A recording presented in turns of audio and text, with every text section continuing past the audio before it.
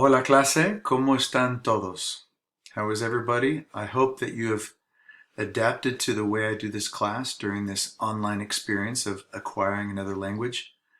As you can see, taking a foreign language online, a fully online class, is challenging. You don't have that one-on-one face-to-face explanation via instructor. Although most of you have been pretty good about sending me emails about your concerns and questions. Now remember, at any time if you have any questions, you can go ahead and post a question in the Q&A discussion board area and I can reply, other students can reply. This week, grammatically this week, we're talking about two specific verbs, tener, which you have right here, and the verb estar.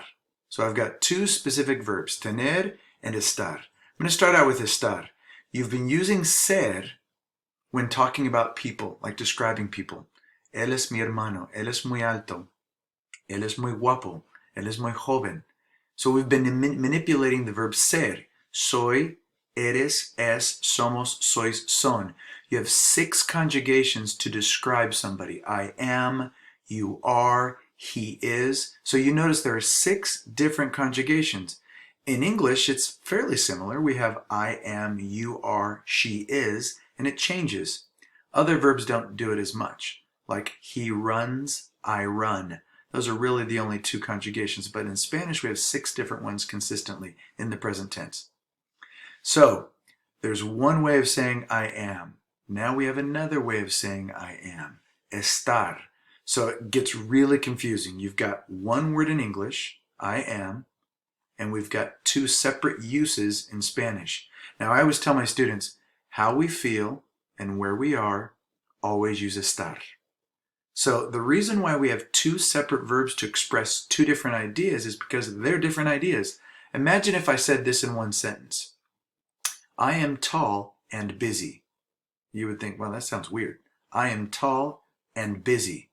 Those are 2 different concepts. You can say I am tall, and then you can also say I am busy. But we can't put the concepts together. That's why in Spanish we have 2 separate words. Yo soy alto, yo estoy ocupado.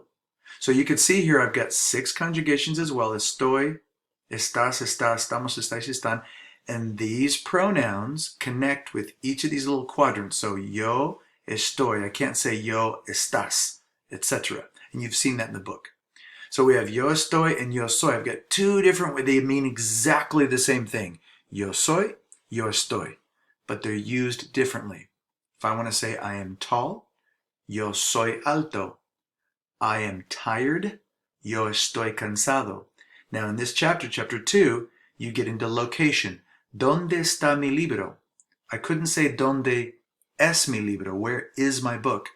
Your first reaction is to use es because it sounds similar to English, but keep in mind, Spanish and English are 2 different languages. You're going to have a lot of differences. We can't kind of think that they're going to be patterned the same way. So yo estoy en el parque, yo estoy en la escuela. Mi libro está en el escritorio. So I've got all these things to show location. I call my friend up. Hey, ¿dónde estás? Where are you? ¿Dónde estás? And I can respond, estoy en el parque, estoy en la escuela. I couldn't say soy en la escuela. And for the same reason, if I were to ask, how are you? ¿Cómo estás? I wouldn't say ¿cómo eres? Because if I say ¿cómo eres? I'm asking you to describe yourself. Give me a description of yourself. ¿Cómo eres? Bueno, yo soy joven, yo soy alto, yo soy profesor. ¿Cómo estás? How are you? ¿Dónde estás? Where are you? So always keep in mind, how we feel and where we are, always use estar. If we describe anything, it's going to be ser. So here we have a couple examples. He is tall. Él es alto. He is over there. Él está allí. I could not say él es allí, nor can I say él está alto. We're describing him, so él es alto. I'm telling you where he is. Él está allí, over there. One other verb that's very confusing, the verb tener. I wish it, sometimes the conjugate or the translations can be very easy. Like if I said, I have a book. You can see on the left here, yo tengo un libro. I have a book. Yo tengo un libro. It's pretty much patterned like English. I have a book. But sometimes when we ask certain information, it's not going to translate word for word the same. For example, if I ask you, how old are you? I wouldn't say, ¿Cuántos años son o eres? I mean, I can't even think of the direct translation. It's so confusing now that I know it well. It's, how many years do you have? ¿Cuántos años tienes? How many years do you have? ¿Cuántos años tienes?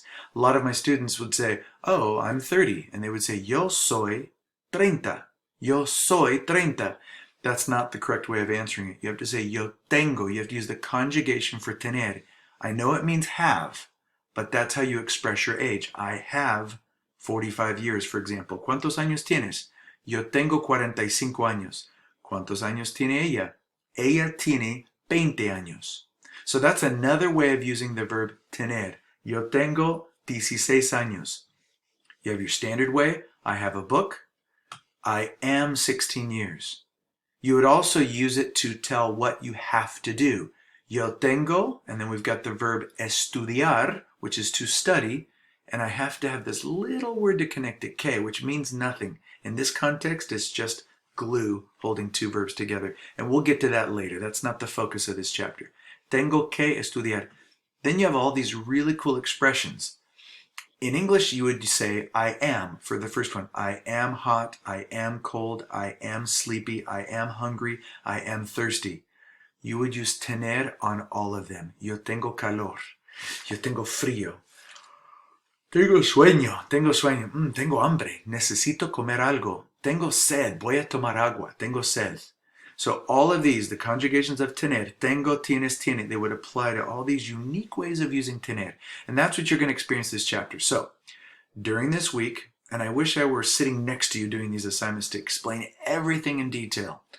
But unfortunately, it's an online class. So if you have any questions during your self-study, during your Connect assignments, reviewing the pages in the book, please send me an email. We also have that Q&A spot in discussion board to throw out questions.